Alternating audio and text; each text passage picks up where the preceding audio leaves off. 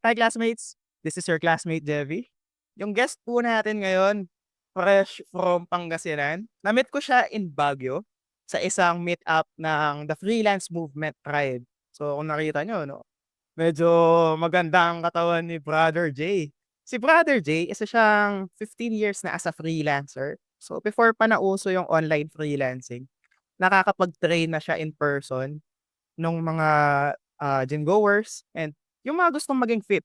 Pero medyo aligned talaga kami. Yung first time pa lang namin nag-usap, talagang pareho yung gusto naming i-inspire. Brother J, kamusta? Hello, bro. Thank you for having me here. Appreciate your invite. Take this opportunity to be able to somehow makapagbigay tayo ng value sa mga classmates. And hopefully, for them not just to take the value away, but to take action also sana. Yun naman ang goal. Yes, siyempre 'di ba? Yan yung goal natin, eh. Nung first time pa nga lang tayo nag-usap, grabe nung nakita pa lang kita.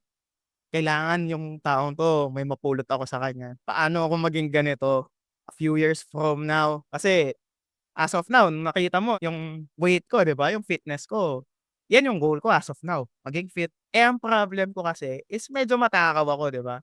And ikaw, nakikita ko yung disciplines mo. Pero before tayo dumako dun, can you please share your life story, pre-level up? Paano ka before, fit ka na ba before? Yan na ba yung goal mo before, to inspire people? Actually, I started out sa fitness as an athlete. I was a member of the Philippine rowing team during college pa yun actually. And somehow, yung lifestyle that I started at that time, like translate with them, it nag-trickle down siya up until this day.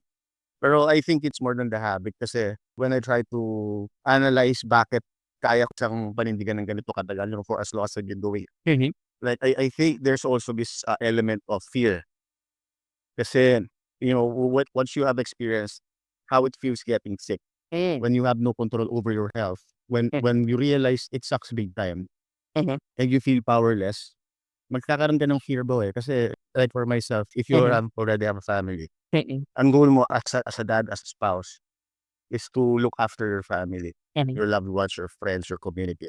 Kung capable ka of doing that, ang sakit nun, nagpakasakit nun.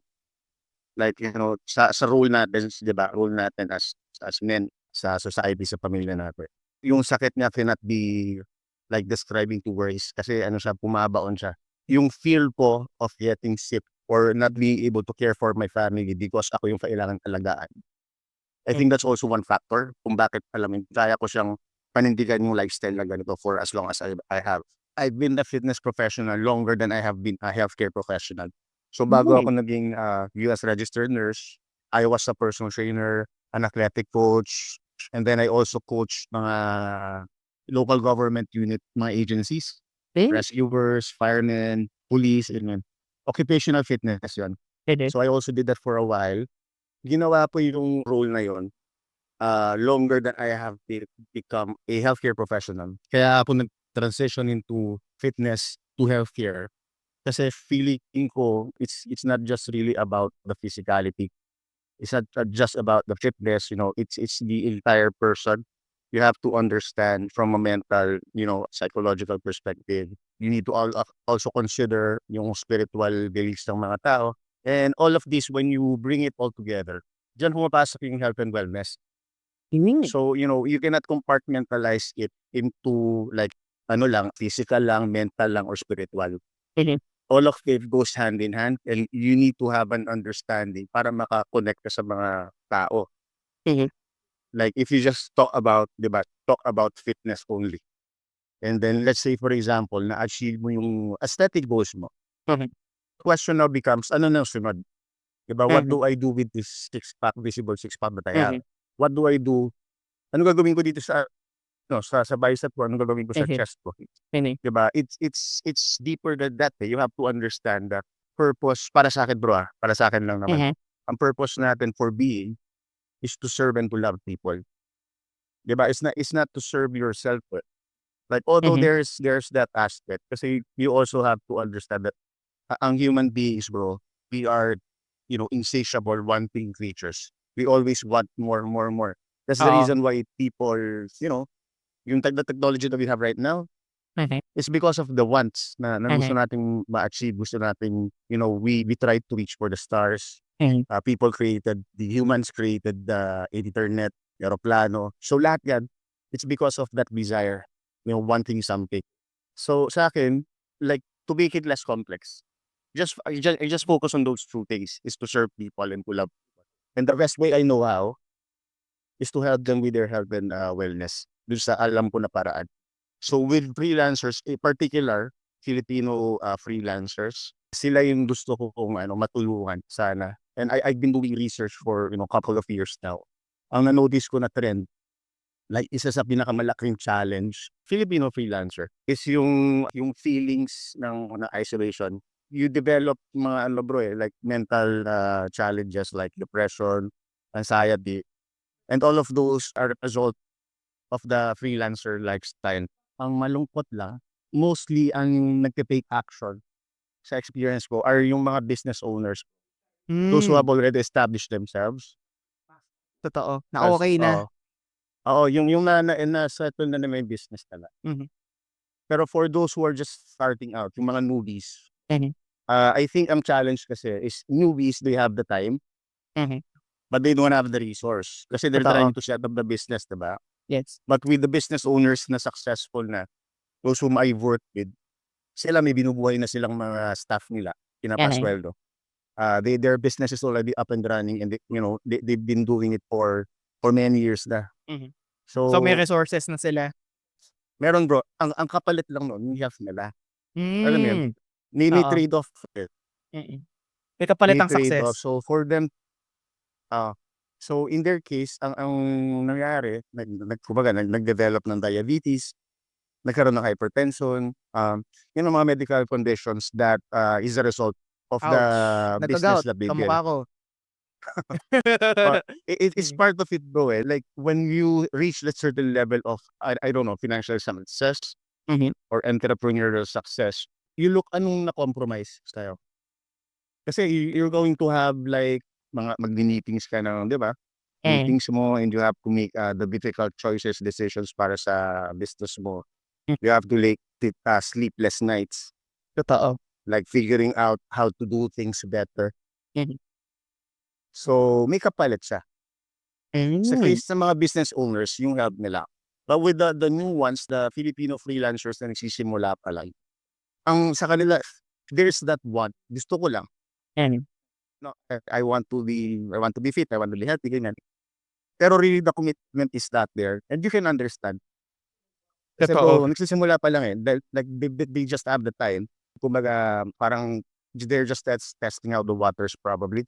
So ayun bro, yun yung na-notice ko sa sa Filipino freelancing. Babalikan ko yung sinabi mo kanina, like I've been doing freelancing for 15 years. 7 years of those 15, I was doing online freelancing na.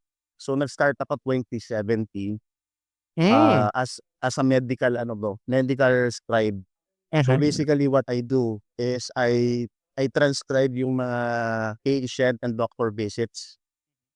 So yan, ako nag-aano nun, akinilibang document nun. So I started up as a medical scribe, and Mhm. then from there, nag-evolve na into something else, naging content writing din ako, and I also did some SEO. So ayun, so ngayon na-notice ko na people who are into this kind of lifestyle, yung challenges nila when it comes to sustainability, medyo nagkakaroon ng compromise because yung health nga nila bro, yun ang Mm, kabayaran eh. totoo. Yun na rin naging challenge nila after. Kumbaga, to achieve kung nasaan man sila, yun yung na-compromise, yun yung kapalit niya. Kasi yung success may kapalit talaga. Pero the thing is, nung ikaw nag-i-start ka pa lang, ano yung nakapag-spark sa decision mo to level up kung ayan, kung paano ka nag-start? Kasi hindi lahat maiisip yon at a very young age na gusto kong maging healthcare specialist, gusto kong maging fitness professional. For me, it's a calling, I think. Looking back, kasi nga, like, I'm trying to trace, like, bakit ako maalaga sa tao?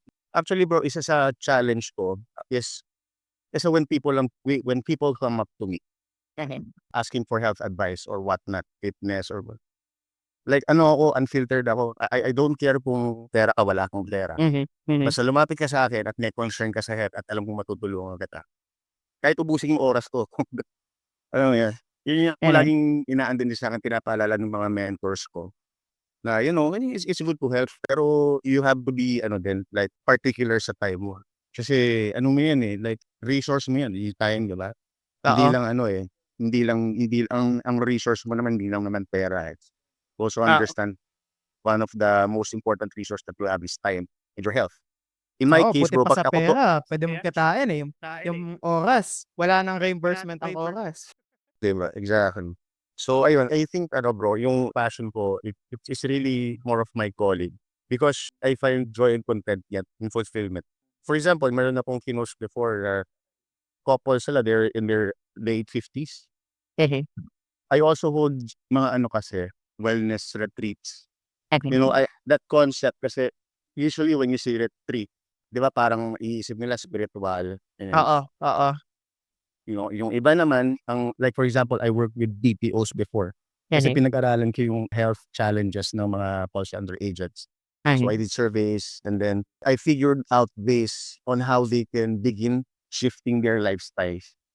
Kasi if aware tayo 'di ba bro, kung 'pag sinabi mong call center bro, matatapos yan like, I don't know, 5, 6 ng umaga Mm. from graveyard shift. Puyatan. Mm. Oh, ang diretso nila bro sa inuman, 'di ba? Isipin mo almusal mo alak, Mali, tapos nagpuyat ka na sigarilyo. nga, nag-alak ka pa. Oo, 'di ba? So, alam mo mapapadali ka talaga, So, ako parang nung nakita ko yun sabi ko, "Teka baguhin ko nga yung sistema instead of like shoving down their throats yung idea na, 'Uy, mali ang ginagawa niyo." Hmm. Eh, ang gusto nila 'di ba gimmick. Sabi ko, Mhm. "Sige gagawa ako ng I'll come up with something na it's not gonna feel like you're working out, it's not gonna feel like parang, nile-lecturean ko kayo. Hmm. But parang something na mag-e-enjoy kayo pero it is gonna make you, move more. Mhm. You're going to try, for example, sa nutrition, kakain kayo ng mga mas healthier na options pero mas malasa, Uh-huh. mga gano'n. So, I came up with the wellness, weekend retreats para sa mga Hmm. BPOs before in the South area. Mhm. Meron akong mga naging clients before na gano'n yung ginagawa namin sa mga teams nila. So, do'n ko nakita yung bro, like gaano ka-challenging. Kasi Mhm. yun nga bro, it's not that simple na sasabihin mo, "Oh, ano ka, mag-exercise ka, mag-diet ka, mag-do this and do that." Hindi siya gano'n ka-simple.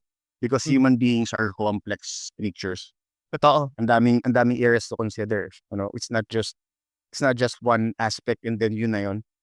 Mhm. Na you also want to think about sustainability. Mm. Kung may binild ka dapat So, masu-sustain mo yun in the long run. kasi what's the point of getting to your ideal weight only to get it back twice the size, 'di ba? Oh, kutya 'di ba, nag-lose ka ng 10 kilos pero nung nanawa ka, bumalik ka sa dati mo, pagbalik yung weight mo Sumobra pa. 20 kilos na. Oo, 'di ba, what's the point of doing that? Kung yung return sa'yo mas worse kaysa nung nag-start ka. Mali. You're off So, to a ayun, very bad oo. ending. Very bad. Oo, bro, yun. Yung spectrum nung buong experience ko na yun led me to the outlook that I have now when it Mhm. comes to health and fitness and wellness. Earlier bro, before tayo nag-start, napagkwentuhan natin about the difference between being healthy and being fit, Yes. which are two different words. Mhm. And those are two different words kasi automatically nowadays people would think na pag sinabi mong fit ka, healthy ka. Mhm. So ako bro, gagamitin kong example, mga nagma-marathon, Mhm. ultra-marathon. Mhm. 'Di ba, you would think that this population of people na ginagawa nila yung ganito regularly are like ultra healthy din. Mhm. Pero if you look into their hearts, pagka yan nag 2D echo ka, Mhm. chineck mo yung puso nila, magugulat kang lalaki ng puso, which is not Hmm. normal. Mhm. Oo, so 'di ba, ang idea is for us to be able to optimize. Mhm. Ang tayo bro, mga freelancers tayo, so we Hmm. want to optimize yung natin, lifestyle natin to Yung fit sakto nung lang, nung hindi yung yung sobra, hindi kailangan yung natin. kulang. Oo, Mm. ano yung kailangan natin, Mhm. hindi yung kung ano yung sa tingin natin na gustong makita sa atin ng tao, which is, if you look into social media right now, yun ang pino-project, like you have to look a certain way. Para sa'kin hindi siya gano'n ka-ano bro, hindi siya gano'n kakitid, like it's bigger than that. Totoo, totoo. And ano yung mga normally kailangan nating i-build na habits na para maging optimal yung health natin? What daily habits should you keep to keep on leveling up? Kasi yan, na-mention mo kanina, simply being fit doesn't mean you're being healthy. So ganito, is really like, basic like stuff. Naisipin mo, yun lang yan. Like when you talk about health, ang kailangan lang natin para mabuhay paayos, Like this is bro, holistic to Like kailangan bro, at least naaarawan ka. As in araw-araw. Yung mga benefits nito are documented scientifically. And if we wanna talk about that, abutin tayo ng araw. Pero basic lang bro, like like we just need all the basics na pinrovide sa atin will be done. Bro, water. Ako pag nagsi-survey ako, like yung intake ng water ng successful na mga clients ko, may mga agencies sila. Nano-notice ko, yung water nila is hindi na-meet yung daily needs nila sa water. And when we start implementing, sabihin ko, sige, ano ba yung pinaka-doable sa'yo, sir or ma'am? Sabihin nila, binigyan ko sila ng options yung sa mga simple habits na pwede nilang simulan asa. So mag-start kami sa water. So yung water nila, when we start increasing the daily and we're hitting yung ideal na water levels nila daily, in the matter of few days bro, sila na yung nagpaano sa akin, report na, coach, like I don't feel as sluggish. Yung PM ko, like, I feel better, I feel more energetic, I don't May have brain improvement fog. na. Tubig lang yan bro Diba? Like, if you imagine pag pinagsama-sama mo, you have good hydration, aarawang ka, maganda yung choices mo sa food, you move, and then you are grateful, like gratitude, mental. Pag pagsama-samahin ng bro, you can just imagine how it can help you. Amazing, amazing. Ano yung mga basic requirements nito? Like, ilang oras ka dapat nakabilad sa araw? Ilang litro ng tubig dapat yung basic na iniinom mo? Actually bro, it's going to differ from one person to another kasi iba-iba tayo ng makeup. But in general, there are guidelines. Like for example, sa lalaki, kasi tayo mas mamasal ang katawan natin because of testosterone. We require more. Like it's somewhere around 3 liters. Mga ganon, 3 liters to 3.5. Sa lalaki, sa babae, it's around 2.5. Ganon, 2 to 2.5 per day. Pero syempre, kung mas active ka, Mas it dagdag yan. tends to increase or it tends to increase. Mhm. Kaya bro, like those are just like simple na parang madaling i-overlook.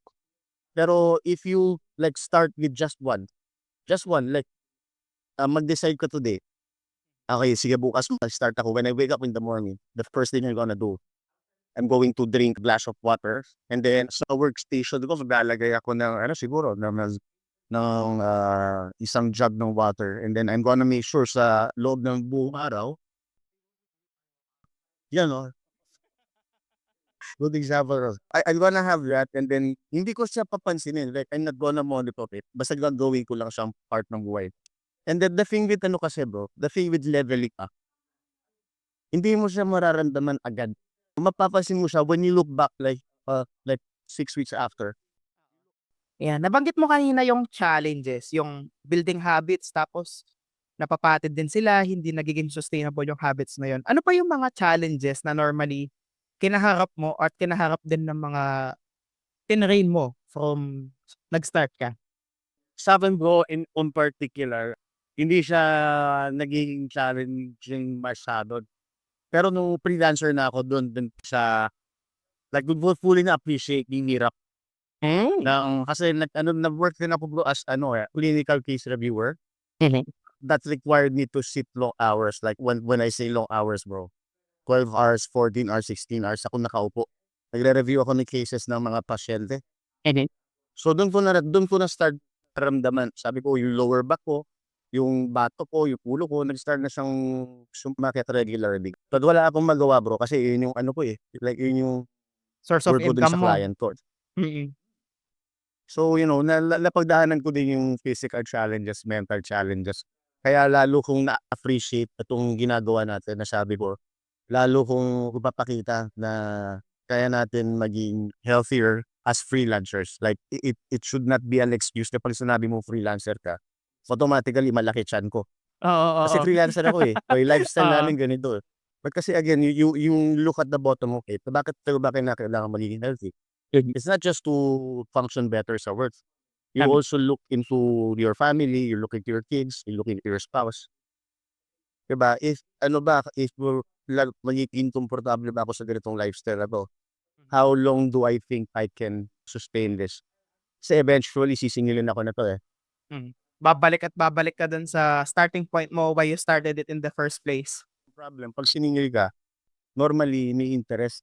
Okey. Kaya pala Doble, 'pag unique. nag-lose ka ng 10 kilos, sabi mo nga kanina, normally 'pag bumalik sa'yo yun, sobra pa. Minsan abot pa ng 20 kilos yun katapos. Ako actually yung challenges ko is ayan, yung nasa tapat mo yung pagkain talaga na masarap, eh.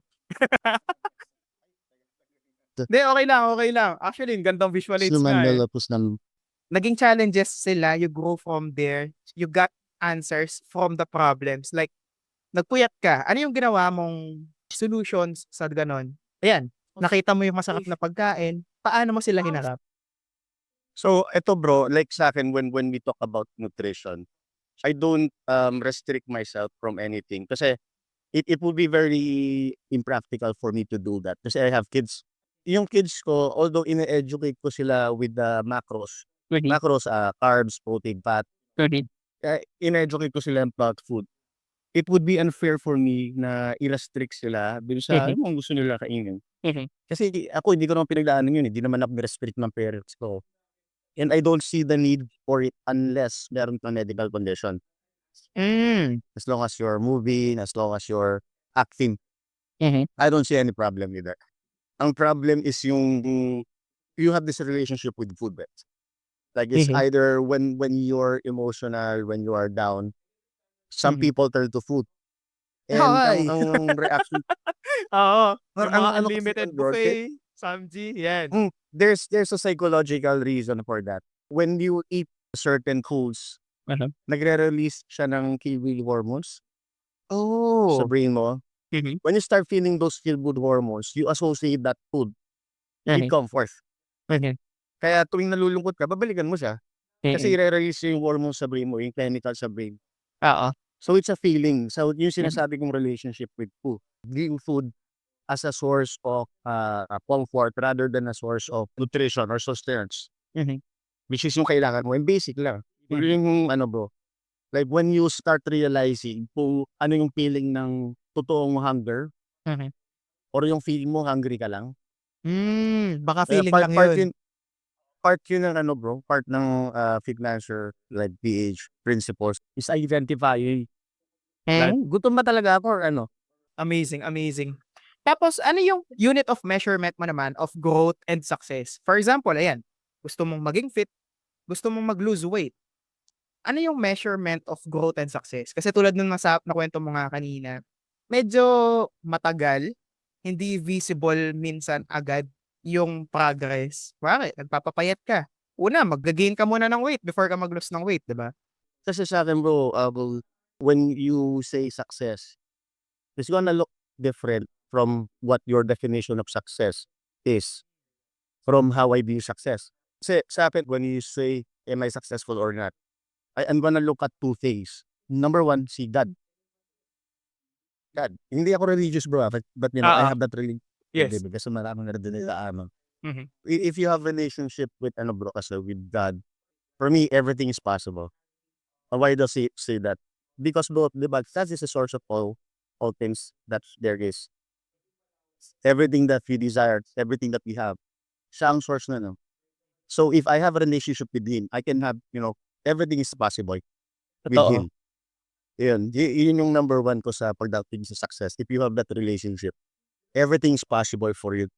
And Amen. then number 2 is sa family. When you have a loving relationship with your family, you are able to accomplish things because of ano bro, like medyo cheesy siya, love, 'di ba? Pero totoo, that's what makes us move. You have that commitment. Mhm. And when you say kasi love is for me, it's an action word. Action word ang love. Hindi siya feeling bro, hindi siya feeling lang. Kasi Mhm. when you say you love, you have that commitment eh. You nurture the person, you care for the person, Right. you are there for the person. All Mhm. of those are actions, 'di ba? Parang hindi Bundled yung na sila feeling ko agad lang dun. na you have to Mm. act. And Mhm. papaano ka mag-a-act bro kung Mhm. you don't have your head? Hindi ka Hmm. makakilos, eh. Incapable Kinakailangan mo ka. ng kinakailangan mo ng tutulong sa'yo para kumain, Mm. someone feeds you. Mm. Kasi hindi ka capable dahil hindi ka nga healthy, may sakit ka or ano, Right. or whatever reason. To me, to be able to fully love, you have Mhm. to take care of yourself first. You have to have your health. Hindi mo sila maalagaan bro, eh, like the Oo. significant people in your life. Hindi mo sila maalagaan if you don't have your health. So to me, yun lang bro, it all boils down to those two things. I have a relationship with, the man up there, and I have a loving relationship with my family, my community, my friends. Yun lang bro. Yun lang ang definition ko ng success. To others, Amazing. it may boil down to, financial success, Mhm. building successful businesses. Pero to me, dun lang siya, nagbo-boil. Kasi kaya ko nasabi yung bro, I also have worked with a lot of successful people, Mhm. businessmen, CEOs, business owners, politicians. Like, pera is not an issue with that. Oo. Pero the Like, thing about fitness kasi hindi nabibili ang fitness, eh. Ang health hindi yun bro, nabibili. exactly. Exactly. Exactly bro. Ano tam. Like, for me, it's a status symbol actually. Mhm. Di mo siya pwedeng iparente. Di ko Oo, siya hindi mo pwedeng puwede i-outsource yan. di ko pwedeng pahiram, di ba? Oo. So, in a way, for me, it's a status symbol na din. Mhm. Like, if you're gonna flex, in this day and age, you flex with your health, you flex with, yung iba kasi, di ba, they flex with their cars, with Possessions. their, ganun. It's like, pero health is another bit wealth yan, like, Mhm. yeah. Totoo, totoo. Amazing, amazing. And sa kalagayan mo ngayon bro, what does successful life mean to you? Kasi ayan, actually nung unang tingin ko pa lang you're living the life, eh. Nakakapag-earn ka sa means of earning na kaya mo at gusto mo. You're helping people na gusto mong tulungan. You can move, you're capable enough to do things to serve, ayan, the man up above and your family. What does a successful life mean to you? Yun bro, babalik ako doon sa dalawa na yun. When I am able to love and serve others. Yun lang bro, like it all boils down to that kasi I tried to already pili all the layers. Like ano ba talaga success sa akin? Kasi I experienced din yung highs and lows ng buhay. And I worked with a lot of people na yun na may hindi katungkulan sa society. Mhm. They have all the money that they would ever need. So I saw already with my own eyes. And then I try to ponder on it. Sabi ko, "Ano ba talaga, like, why are they still miserable despite, having that advantage?" Wala na silang problemahin bro, eh. And then I look at my life, I reflect on it. Parang sasabihin ko, "Pucha, ang layo na." 'Di ba, parang walang-wala ka sa Oo. kaligid. Pero, when you start doing that, like, you start comparing, it's not gonna go ano din, very well for you. Kasi, there's always gonna be someone above doing better than you. Pero if you get down to it and you understand really your values, your core values, what your beliefs are, and you are able to, like for me, it's more service Mhm. and loving others. Like yun na yung sagot bro. Like I don't need to further like complicate mo sa sarili ko. Yun lang siya, eh. Like, you get down to the bottom of it. Yun lang yung nakikita ko. Like wala na iba. Amazing, So, amazing. Ano yung advices na puwede mong bigay sa mga classmate natin? At ayan, including ako siyempre, aware kami kung ano yung kapalit to become fit, to become healthy. Pero somehow natutukso kasi ang sarap kumain, eh. Ayan, recently nagka-gout nga ako kasi kumain ako ng bawal, eh. What advices would you give us? actually, in terms of main choices sa buhay natin, like katulad mo, 'di ba? Normal 'yan, eh, kasi hindi din healthy na tatanggalin mo yung social life mo. Just Agree. because you want, achieve a certain level of fitness or health. Pero kung ang reason mo naman for doing that na umiiwas ka is because you medically, Hmm. merong necessity, Mhm. merong levels of obesity. Oo. Like kung ang category mo is morbidly obese ka and delikado na buhay mo, Kabahan then ka na. you have, diba? Oo. Definitely you have to take action. Like immediate. Mm. Pero like hindi naman kinakailangan umabot sa gano'n. Ang Mhm. sinasabi ko lang, like freelancer lifestyle, actually ang pino-promote ko talaga bro, it's the lifestyle, eh. It's not, it's not the six pack abs, it's not Mhm. the biceps, it's not Mhm. the strength even. Mhm. Kasi bro, like paano ko siya i-simplify? Pagtabi mo ako, like I'm 40-ish, 'di ba, 40-ish years old. Itabi mo ako sa isang 15 or 20-year-old. Yung idea nila ng being healthy and fit is to be ripped, yan, and lift Mhm. heavy objects. Ako, ang idea ko ng being healthy and fit and happy is for me na meron akong capability buhatin yung bunso kong anak. I can Hmm. squat down, I can carry her, I can horseplay with her, I can play with my eldest na nakakapag-badminton kami thrice a week. I can teach my son boxing, wrestling. I don't need the six pack to do that. Ano? I don't need to have the biceps to do that. This is a byproduct of the lifestyle that I chose. Hindi ko siya pinili na i-design yung katawan ko na maging ganito. Mhm. It just so happened na I found out what works for me, saan ako like masaya. And then yung pala yung tip ko sa'yo bro, like, and for everyone, for all the classmates out there, find out what activity ka mag-enjoy and you stick to that.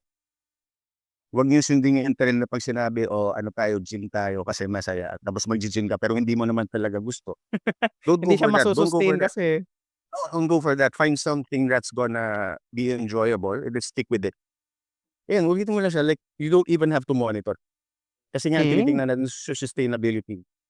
Mhm. If you're going to always like monitor and measure, tapos hindi naman kinakailangan i-measure kasi wala naman medical necessity, like, it's gonna be frustrating kasi feeling mo ang bakal.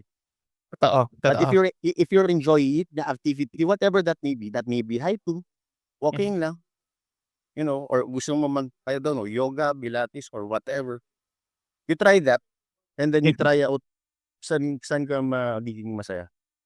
And then gawin mo lang siya paulit-ulit. You stick with that and then before you realize it bro, ano ka na, freelancer ka. Fit na freelancer ka na. Yun. Amazing, amazing. Grabe, thank you for sharing brother. Pero siyempre kahit gaano ka meaningful tsaka kahit gaano kaganda yung kuwentuhan natin, we have to end it, 'di ba? Any final words before tayo mag-end? Baka may gusto kang i-promote, pasalamatan. Ayan, si Ate Tin, Okey, I think okey. kasama mo siyang kumain ngayon. Oo, hindi ano actually ako lang kasi ano bro, I had to, go to Manawag, come to Manawag pala kasi yung in-laws ko, may medical, concern. Eh, Mhm. since siyempre ako yung healthcare sa family. So ako na yung bumaba. Sabi ko, I have to take care of my family. Sarap Kasi marinig nun kasi you're capable enough to do that. yan bro, kung if I was making if I was making bad choices, hindi ko 'to magagawa, eh. Totoo. Oo, kaya yung ganitong mga bagay, you're gonna like think, okey sige, if I need to take care of my family, kahit tonight bababa ako kaya, puwede. Oh, for Mhm. magwa 1 week na ako dito bro, eh. Since nung dumating ako kasi nga ano, like I'm making sure na closely monitored sila, yung Mhm. in-laws ko. Mhm. Pero pagbalik ko sa Baguio, siyempre yung family ko naman asikasuhin ko. So ayun bro, like I'm really grateful for what I have now, in terms of everything in all areas, sa resources, sa freelancing, sa community, tribe, Mhm. you Mhm. know, and all the people na ano bro, na nasa freelancing, especially the Filipinos. I'm grateful for everyone and ang words ko lang siguro bro na i-impart is, um, you want to look into why you started freelancing. Mhm. Kasi ang daming advantages na bro, we have the freedom of time, Mhm. kokontrol natin, we can be with our family habang Mhm. ginagawa natin yung work natin. We serve others. Actually bro, ang laki ng ambag natin sa Mhm. lipunan. Mhm. We are dollar earners tayo bro, eh, 'di ba? Mhm. Hindi mo puwedeng i-underplay yung role ng Filipino freelancers sa economy ng Pilipinas ngayon. Totoo. So, magagaling ang ano bro, magagaling ang mga Pilipino like, hindi ko sinasabing lahat pero siyempre meron in general, like kilala tayo sa pagiging committed. Like when we commit into something, especially with work, dun tayo kilala, eh. Ang ano ko bro, gusto ko din na ma-realize ng mga, classmates natin, tingnan niyo yung purpose ninyo, like why are you freelancing now? Tingnan niyo yung family ninyo, tingnan niyo yung spouse niyo. Kasi more or less sila yung reason that they're the ones who's gonna keep you going. You have to And, find out you your have reason why, yung tignan mo lang values sila, mo, bro. yung core values mo.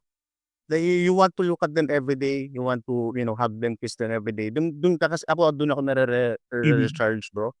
And I get to when I get to hug my kids, hug my wife, kiss them, like, dun nare-reinforce yung energy ko, to keep doing what I'm doing. Have a grateful heart, and then looking to your purpose. Bakit ka ba nandito? Is it to serve yourself or to serve your loved ones and God? Because when you are in that space already, your mind is there. You don't even need to plan. Kasi kusa kang action, bro. Like you're gonna be so empowered that ikaw pa nga yung papaalalahan ng loved ones mo na, "Uy, natulog ka na." So yun, yun Oo, lang, ganyan. oo. Pero that's how it feels like when you're empowered, and that the things that gonna bring you there is love. So again, 'di ba, you feel everything down to the Mhm. bottom, you're gonna find there yung love at saka yung service. Amazing, amazing. Thank you so much, brother. And siyempre, promote din natin yung community mo, Hmm. Fitlancers PH, ayan. It as your PH, yeah. So, guys, if you want to receive mga tips or makakita ng mga tips that's related to Filipino freelancing, health and well-being, wellness, check out yung page ng Fitlancer PH. Gonna post it, coach, i-forward ko sa'yo. Okey, Actually, sige. we're relaunching now kasi we started last year. But after a while, kasi I had get my license sa US as a Mhm. healthcare professional. Mhm. So, I got busy for a while, pero definitely yung commitment ko with the Filipino, freelancing community is always wanna be there, from Amazing, one amazing. freelancer to another. Thank you so much again, brother. Tapos, hope to see you soon ulit. Sana medyo pumayat na ako 'no, at mas naging fit ako, 'di ba? Huwag kang Thank magmadali, you, bro, thank you. makakarating tayo diyan. Thank you, Oo. bro, thank you.